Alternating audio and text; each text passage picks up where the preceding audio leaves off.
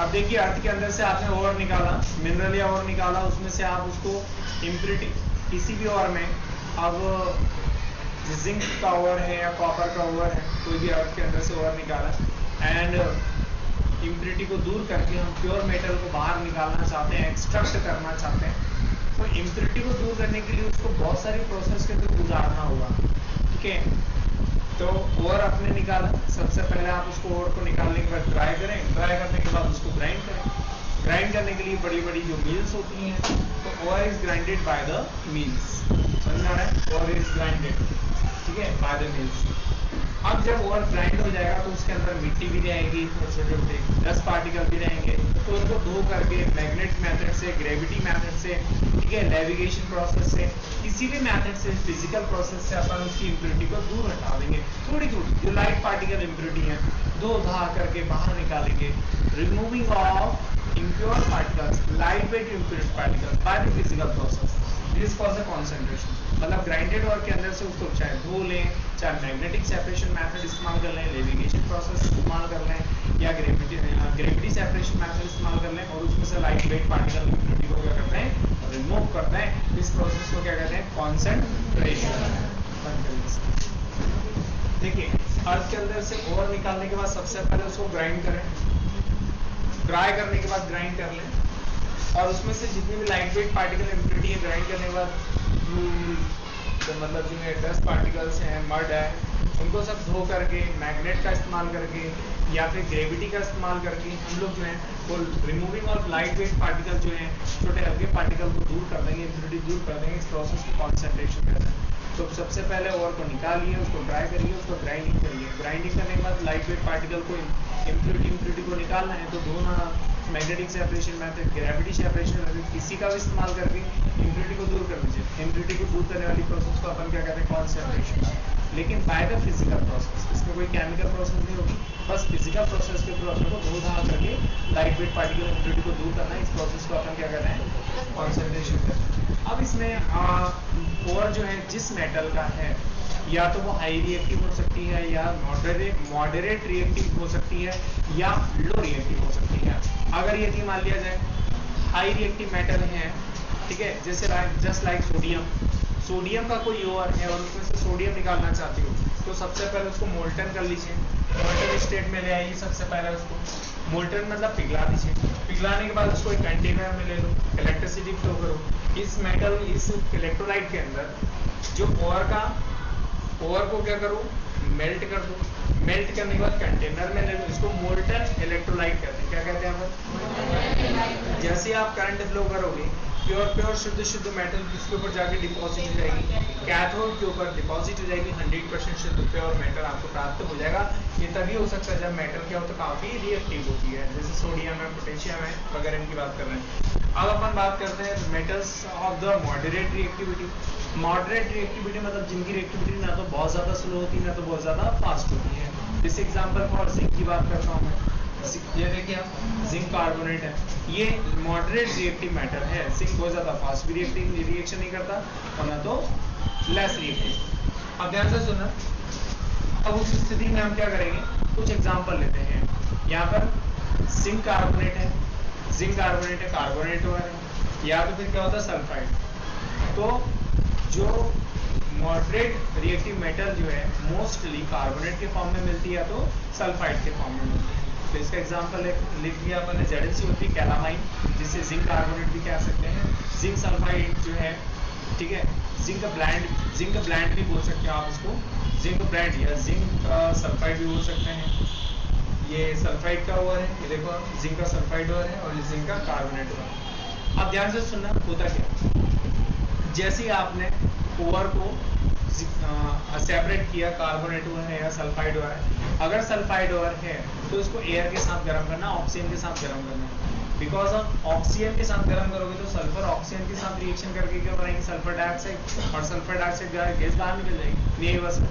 फिर जिंक अकेला बच जाएगा, लेकिन जिंक अकेला बचता नहीं है अभी, वो ऑक्सीजन इसके साथ जाके जुड़ जाएगी, मतलब सल्फर हट जाएगा, इसकी जगह क्या जाएगा, ऑक्सीजन। तो ये सल्फर ऑक्साइड ओर बन जाएगा दोस्तों, ये लिखा देखो, ऑक्साइड ओर बन जाएगा, मतलब सल्फर रिमूव हो जाएगा यहाँ से, और क्या बन जाएगा, वहाँ पे ऑक्सीजन जुड़ जाएगा। तो सल्फाइड ओर की जगह क्या मिल जाएगा, ऑक्साइड ओर। तो एयर के साथ अगर गर्म कर रहे हो आप इसको, एयर के साथ गर्म करने वाली प्रोसेस को क्या कहते हैं अपन? रोस्टिंग कहते हैं। ठीक है, heating of the concentrated over with the air के साथ गर्म करोगे तब जाके वो जो सल्फाइड ओवर है ऑक्साइड ओवर में कन्वर्ट हो जाएगा। इस प्रोसेस को रोस्टिंग कहते हैं। मतलब एयर के साथ ओवर को गर्म करना रोस्टिंग प्रोसेस कहलाता है। इसके बाद में अगर कार्बोनेट ओवर की बात कर रहे हैं, कार्बोनेट ओवर में जिंक कार्बोनेट लिया, कैलामाइन लिया मैंने। अब ऑलरेडी यार यहाँ पर ऑक्सीजन है इसके पास, देखो यहाँ से।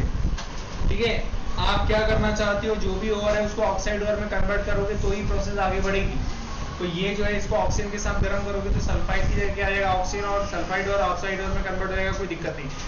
कार्बोनेट की मैं बात कर रहा हूँ, तो कार्बोनेट, जिंक कार्बोनेट को जैसे ही गर्म करोगे यहाँ से CO3 में से CO2 गैस बाहर आ जाएगी, और CO2 गैस बाहर आएगी तो ऑक्सीजन एक वही रुक जाएगा, ZNO बन जाएगा। और मतलब बगैर ऑक्सीजन के भी गर्म करोगे तो ये जिंक कार्बोनेट जिंक ऑक्साइड में क्या हो जाएगा, कन्वर्ट हो जाएगा, ऑक्साइड में कन्वर्ट हो जाएगा। बगैर ऑक्सीजन की किसी और को गर्म करने वाली प्रोसेस को कैल्सिनेशन कहते हैं। क्या कहते हैं आप? तो heating of the concentrated over without any air, this process called the calcination. After the calcination we get the oxide ore, हमें ऑक्साइड ओर प्राप्त हो जाता है। और अगर मैं बात कर रहा हूँ सल्फाइड ओर की, सल्फाइड ओर को एयर के साथ गर्म करेंगे, एयर के साथ गर्म करने वाली प्रोसेस को क्या कहते हैं, रोस्टिंग, और उसमें भी ऑक्साइड ओर मिलेगा और इसमें भी आपको ऑक्साइड ओर मिल जाएगा।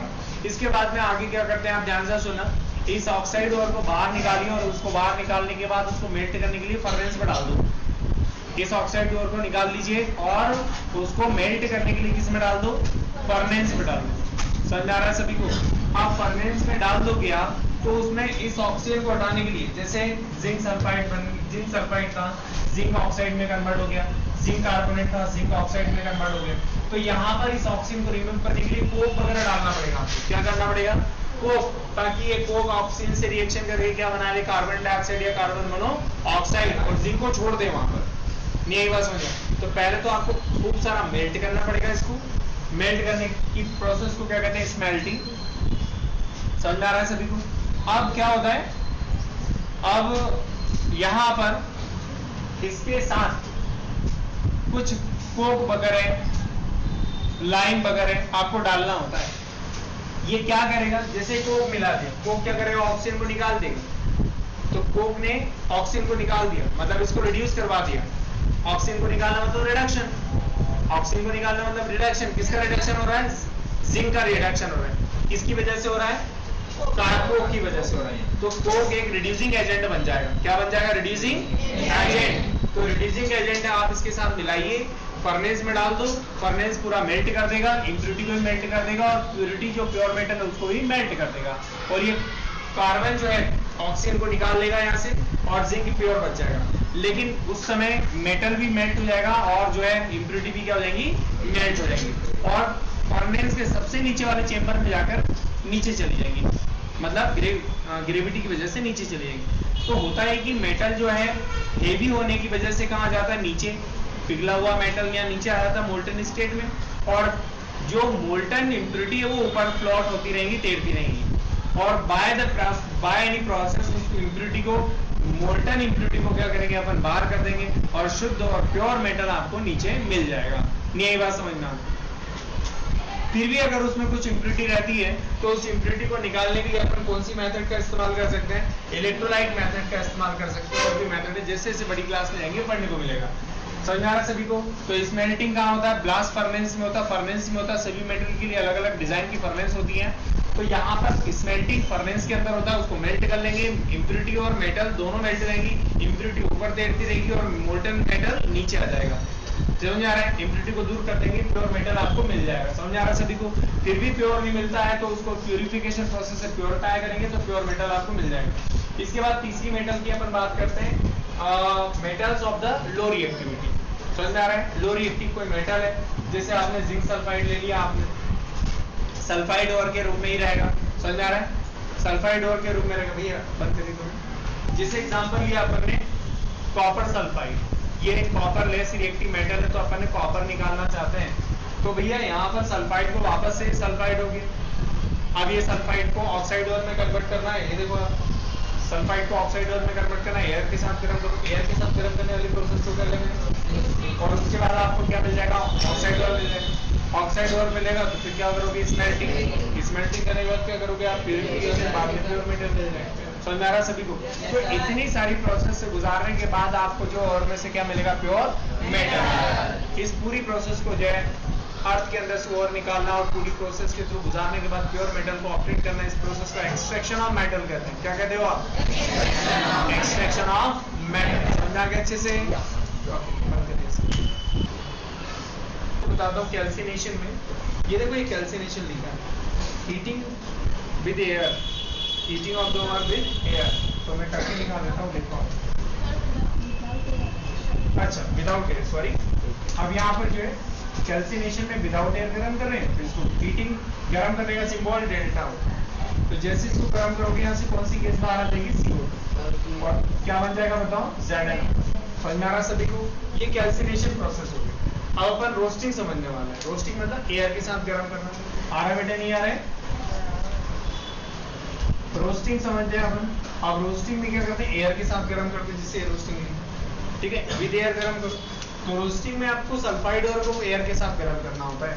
तो ZnS, इसको एयर के साथ गर्म करो, O2 के साथ गर्म करो, तो क्या हो जाना है पता है आपको, ZnO बन जाएगा, और सल्फाइड और की जगह क्या बन जाएगा, ऑक्साइड और क्या बाहर निकल जाएगा, सल्फर डाइऑक्साइड। अब इसको अपन बैलेंस कर लेते हैं, रिएक्शन को ध्यान से सुनो। यहाँ पर ZnS 2 दे दीजिए आप, कितने हैं, 2। तो सल्फर 2 है, तो सल्फर 2 लाने के लिए यहाँ पे किसका मल्टीप्लाई, 2 हो गए सल्फर 2। ऑक्सीजन कितने हो गए यहाँ पर बताएं, यहाँ पर हो जाएंगे। अब देखिए Zn कितने यहाँ पे 2, तो Zn 2 लाने के लिए 2 लगा दो। ऑक्सीजन 2 4 + 2 कितने 6, तो यहाँ पर 6 लाने के लिए किसका मल्टीप्लाई, 3 का मल्टीप्लाई। तो मैं बता रहा हूँ कि कैल्सिनेशन हो चाहे रोस्टिंग हो, आपको जो है कार्बोनेट हो चाहे सल्फाइड हो, ऑक्साइड और मिलना है, तय है। इसीलिए अपन ने लिखा, क्या लिखा, ऑक्साइड और इज फॉर्म, ऑक्साइड और मिलता है कैल्सिनेशन से भी और रोस्टिंग से, दोनों से ऑक्साइड और मिलेगा। और ऑक्साइड और में से देखिए ध्यान से, अब मैं आपको रिडक्शन करके दिखा रहा हूं।